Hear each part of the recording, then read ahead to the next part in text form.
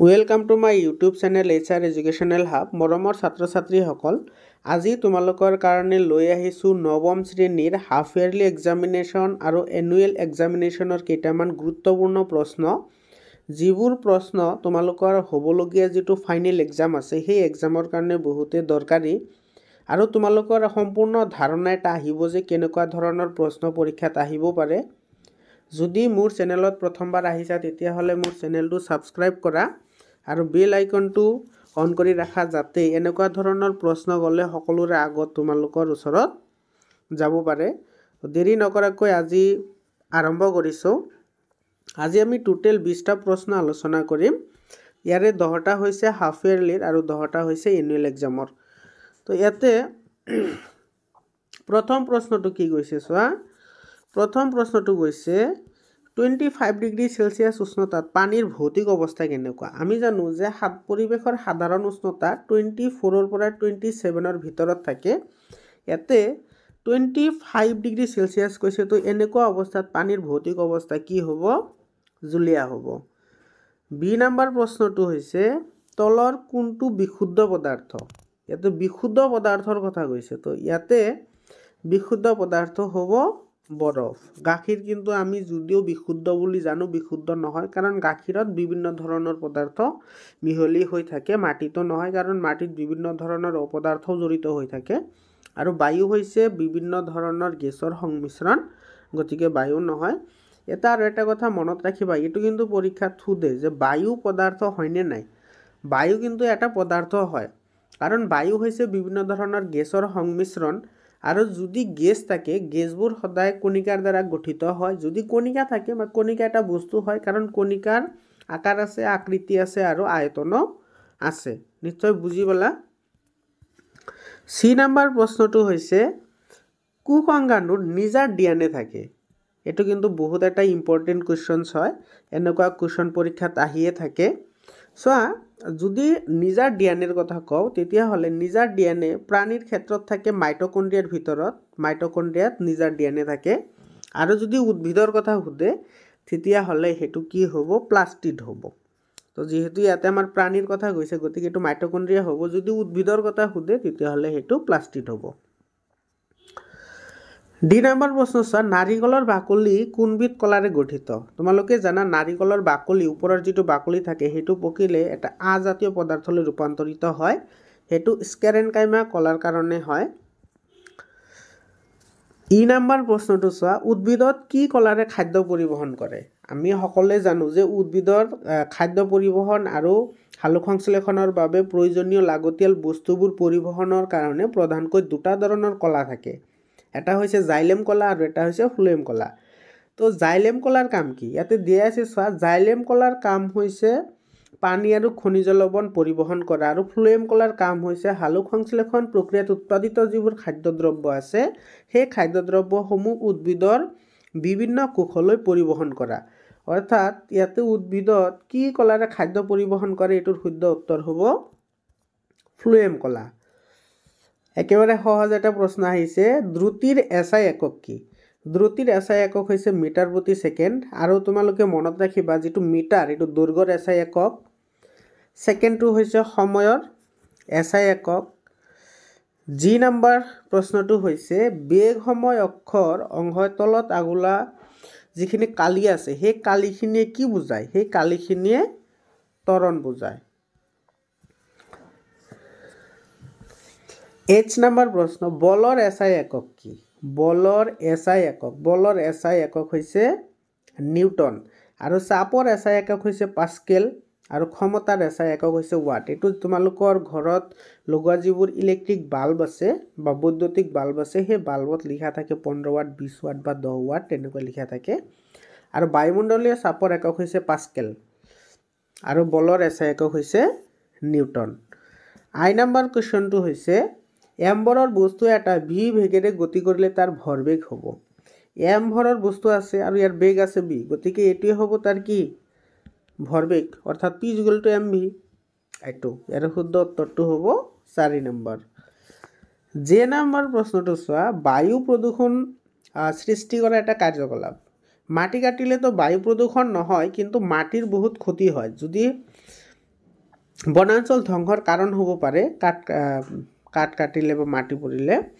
কাঠ কাটিলে কি হয়, কাঠ কাটিলে বায়ু প্ৰদূষণ নহয় কিন্তু পৰিৱেশ বিনষ্ট হয়, মানে গোলকীয় উষ্ণতাত বৃদ্ধিত সহায় কৰে। কিন্তু প্লাষ্টিক পুৰিলে কি গেছ উৎপন্ন হ'ব পাৰে? কাৰ্বন ডাই অক্সাইড, কাৰ্বন মনক্সাইড, ছালফাৰ ডাই অক্সাইড, ছালফাৰ ট্ৰাই অক্সাইড, এনেকুৱা ধৰণৰ বিভিন্ন ধৰণৰ অলাগতিয়াল আৰু অতি হানিকাৰক গেছ উৎপন্ন হয়, যাৰ ফলত বায়ু প্ৰদূষণৰ সৃষ্টি কৰে। মৰমৰ ছাত্ৰ ছাত্ৰীসকল, এইখিনি আছিল হাফ ইয়াৰলিৰ। এতিয়া আমি চাওঁ ফাইনেল এক্সামত কেনেকুৱা ধৰণৰ প্ৰশ্ন আহিব পাৰে। ফাইনেল এক্সামত কি আহিছিল? এনুৱেল এক্সামত চোৱা, কঠিনৰ পৰা পোনে পোনে গেছীয় অৱস্থালৈ যোৱা পৰিৱৰ্তনক কি বুলি কোৱা হয়? কঠিনৰ পৰা পোনে পোনে গেছীয় অৱস্থালৈ যায় বা পোনে পোনে গেছীয় অৱস্থাৰ পৰা ডাইৰেক্টলি কঠিন অৱস্থাত আহে, সেই প্ৰক্ৰিয়াটো কি বুলি কোৱা হয়? ঊৰ্ধ্বপাতন বুলি কোৱা হয়। মনত ৰাখিবা, বহুতে দৰকাৰী। আৰু এটা কথা মনত ৰাখিবা, ঊৰ্ধ্বপাতন পদ্ধতিৰে কোনবোৰ পদাৰ্থক আমি ছেপাৰেশ্যন কৰিব পাৰোঁ? সেইটো হৈছে যিবোৰ উদ্বায়ী পদাৰ্থ। উদ্বায়ী পদাৰ্থ কোনবোৰ হয়? যিবোৰ ডাইৰেক্টলি তোমাৰ গোটা থাকিলে ডাইৰেক্টলি গেছীয় হয়, মাজত জুলীয়া যিটো অৱস্থা থাকে সেইটো স্কিপ কৰে, যেনেকুৱা কৰ্পূৰ এটা উদাহৰণ। ঘনীভৱন নহয়, ঘনীভৱন হৈছে তোমাৰ জলীয় পদাৰ্থসমূহক বা বাষ্পীয় পদাৰ্থবোৰক জলীয় অৱস্থালৈ পৰিৱৰ্তন কৰাটো ঘনীভৱন। ইভাপৰেশ্যন হৈছে জলীয় পদাৰ্থ বাষ্পীভৱন কৰা প্ৰক্ৰিয়া বা ভেপৰাইজেশ্যন যিটো প্ৰক্ৰিয়া। আৰু মেল্টিং মানে গলন, কঠিন পদাৰ্থ এটা তাপ দিলে গলি যায়, সেইটো গলন বুলি কোৱা হয়। বি নম্বৰ প্ৰশ্ন হৈছে চোৱা, তলৰ কোনটো পদ্ধতি ব্যৱহাৰ কৰি এচিটন আৰু পানীৰ মিশ্ৰণক পৃথক কৰিব পাৰি? এতিয়া চোৱা, ইয়াতে কৈছে এচিটন আৰু কি বুলি কৈছে? পানী। দুয়োটা কিন্তু জুলীয়া পদাৰ্থ হ'লেও কিন্তু দুয়োটা মিহলি নহয়, কাৰণ পানীৰ তুলনাত এচিটনৰ ঘনত্ব বহুত কম, সেইকাৰণে পানীত এচিটন দিলে এচিটন ওপৰত ভাহি থাকে। তো এনেকুৱা পদ্ধতি আমি কি কৰিব পাৰোঁ? পাতন পদ্ধতিৰ সহায়ত ইহঁতক আমি পৃথক কৰিব পাৰোঁ। ঊৰ্ধ্বপাতন এইমাত্ৰ ক'লোঁ, যিবোৰ উদ্বায়ী পদাৰ্থ আছে সেই উদ্বায়ী পদাৰ্থবোৰক পৃথকীকৰণ কৰাৰ কাৰণে সাবলিমেশ্যন বা ঊৰ্ধ্বপাতন পদ্ধতি ব্যৱহাৰ কৰা হয়। আৰু পাতন পদ্ধতি পৰস্পৰ মিহলি নোহোৱা দুটা জুলীয়া পদাৰ্থৰ মিশ্ৰণক আমি পৃথক কৰিব পাৰোঁ। আৰু স্ফটিকীকৰণৰ সহায়ত আমি যদি কোনো জুলীয়া পদাৰ্থত বেলেগ এটা কঠিন পদাৰ্থ জুলীয়া অৱস্থাত বিগলিত হৈ থাকে, যেনেকুৱা আমি সাগৰৰ পানীৰ পৰা নিমখ আমি কি কৰিব পাৰোঁ? আহৰণ কৰিব পাৰোঁ। এইটো স্ফটিকীকৰণ পদ্ধতিৰ সহায়ত আহৰণ কৰিব পাৰোঁ।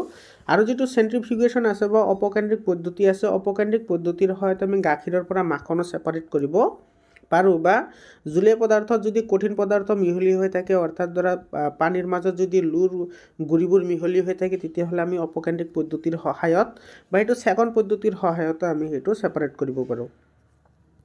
চি নম্বৰ কুৱেশ্যন হৈছে, যিকোনো পদাৰ্থৰ এক মোলত থকা পৰমাণুৰ সংখ্যা। এইটো কিন্তু ডাইৰেক্টলি সুধিছে এভোগাড্ৰৰ সংখ্যা কিমান। এভোগাড্ৰ যিটো আছে, এভোগাড্ৰৰ সংখ্যা যিটো আছে, সেই এভোগাড্ৰৰ সংখ্যা হৈছে পৃথিৱীৰ যিকোনো পৰিমাণৰ এক মল পৰমাণুত থকা অণুৰ সংখ্যাৰ সমান। তো সেইটো কিমান আছিল? 6.022 × 10⁻23, অৰ্থাৎ 2 নম্বৰটো শুদ্ধ উত্তৰ। ডি নম্বৰটো গৈছে, তলৰ কোনটো ছ'ডিয়ামৰ শুদ্ধ ইলেক্ট্ৰনৰ বিন্যাস? ছ'ডিয়ামৰ পৰমাণু ক্ৰমাংক হৈছে 11। যদি 11 হয়, প্ৰথম কক্ষত 2টা থাকিব, দ্বিতীয় কক্ষত 8টা থাকিব আৰু লাষ্টত বাকী ৰ'ল এটা। গতিকে ইয়াৰ শুদ্ধ উত্তৰটো হ'ব 3 নম্বৰ, ছ'ডিয়ামৰ যোজ্যতা 1 হয়। দ্ৰুতিৰ SI একক কি? দ্ৰুতিৰ SI একক হৈছে মিটাৰ/ছেকেণ্ড। ইয়াতে মনত ৰাখিবা, নিউটন হৈছে বলৰ SI একক, মিটাৰ/ছেকেণ্ড হৈছে ত্বৰণৰ SI একক, আৰু চেণ্টিমিটাৰ/ছেকেণ্ড এইটো SI একক নহয়, এইটো CGS পদ্ধতিত আছে। F নম্বৰ 2, এইটো কিন্তু মনত ৰাখিবা, বহুত ইম্পৰ্টেণ্ট হয় এই প্ৰশ্নটো। উদ্ভিদৰ স্থিতিস্থাপকতা গুণটো কি কলাৰ বাবে হয়? স্থিতিস্থাপকতা মানে কি জানানে? যেতিয়া তোমালোকে দেখা পাইছা বাঁহ গছ বা তামোল গছ, এইটো যেতিয়াবা ধুমুহা আহে সেইটো বহুত হালি যায়, কিন্তু হালি গ'লেও সেইটো ভাগি নপৰে। কিহৰ কাৰণে ভাগি নপৰে? বা তোমালোকে ইউক্লিপটাছ গছ দেখা পাইছা, ইউক্লিপটাছ যিটো গছ আছে এইটো বহুত দীঘল হয় আৰু এইটো হালি যায়, তথাপি কিন্তু এইটো ভাগি নপৰে। কিয় নপৰে? কাৰণ তেনেকুৱা গছত এক বিশেষ ধৰণৰ কলা থাকে, যিটোক আমি কলেনকাইমা কলা বুলি কওঁ, আৰু এই কলেনকাইমা কলাই উদ্ভিদক স্থিতিস্থাপক গুণ প্ৰদান কৰে। ইয়াৰ পিছত চোৱা, DNA কাৰ্যকৰী একক। DNA কাৰ্যকৰী এককক কি বুলি কোৱা হয়? জিন বুলি কোৱা হয়। আৰু এটা কথা মনত ৰাখিবা জিনৰ কাম কি জিনৰ কাম হৈছে পিতৃ মাতৃৰ পৰা পৈতৃক যিবোৰ কেৰেক্টাৰিষ্টিক্স আছে বা পৈতৃক যিবোৰ সম্পত্তি হিচাপে যিবোৰ তোমাৰ চৰিত্ৰ গঠন কৰে সেই চৰিত্ৰসমূহ তাৰ সতি সন্ততিলৈ প্ৰভাৱ কৰা হয় আৰু মানুহৰ দেহত ক্ৰমজম কিমানটা থাকে 23 জোৰ মানে 46টা থাকে ক্ৰমজম 46টা ক্ৰমজম থাকে আৰু RNA সম্পূৰ্ণ নাম হৈছে ৰিবো নিউক্লিক এসিড H নম্বৰ প্ৰশ্নটো হৈছে জড়তাৰ মাপ কি জড়তাৰ মাপ হৈছে ভৰ কাৰণ ভৰ হলে হে জড়তা থাকে যদি কোনো বস্তুৰ ভৰ নাথাকে তেতিয়া হলে এটোৰ জড়তাও নাথাকে কাৰণ যেটো বস্তুৰ ভৰ বেছি হয় তাৰ জড়তাও বেছি হয় আৰু যাৰ জড়তা বেছি তাৰ ভৰো বেছি হয় ওজনটো হ'ব নোৱাৰে কাৰণ ওজন মাধ্যাকৰ্ষণিক আকৰ্ষণ বল ওজন মানে হৈছে মাধ্যাকৰ্ষণিক আকৰ্ষণ বল ভেলোসিটিটো নহয় ভেলোসিটি হলে তোমাৰ তাৰ ওপৰত বল প্ৰয়োগ কৰিব লাগিব হেতু ভৰবেগৰ লগত কোনো সম্পৰ্ক নাই জীৱমণ্ডলৰ এটা অজৈবিক উপাদান আমি জানো যে জীৱমণ্ডল গঠিত হওঁতে দুই ধৰণৰ উপাদান লাগে এটা হৈছে জৈবিক উপাদান আৰু এটা হৈছে অজৈবিক উপাদান জৈবিক উপাদান কোনবোৰক কয় যিবোৰ উপাদান জীবিত থাকে অৰ্থাৎ প্ৰাণ থাকে যেনেকুৱা প্ৰাণী বা উদ্ভিদ এনেকুৱাবোৰক জৈবিক উপাদান বুলি কোৱা হয় আৰু যিবোৰৰ প্ৰাণ নাথাকে সেইবোৰক অজৈবিক উপাদান বুলি কোৱা হয় তো ইয়াতে প্ৰাণ নথকা কোন আছে পানী বেচেৰাটো অকলে আছে